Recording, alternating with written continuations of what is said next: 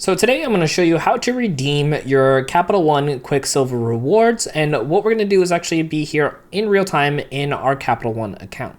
So you can see here at the very top, we actually have our Quicksilver account over here with our current balance. We're going to just tap over here in this box, and that's going to take us to our main page of our Quicksilver account. You can see our current balance, our available credit, and our reward cash. And this is where we're going to want to go ahead and click into next so we can go ahead and redeem our rewards. All right, so now we're in our rewards section for our Quicksilver account. You can see the total current available to redeem. You can go ahead and click on activities as well as any benefits you want to learn about.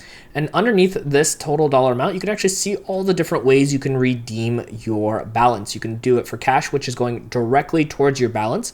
You could redeem it for experiences, book a trip, redeem it on your PayPal if you like. You can actually shop on Amazon with this. Also, you can even do a gift card. So whichever one of these options that would work best for you, you can go ahead and click on, and it'll take you to the next page to go ahead and redeem your rewards. Now there's more to learn when it comes to utilizing your Capital One Quicksilver account, so check out our video right over here on screen to learn more.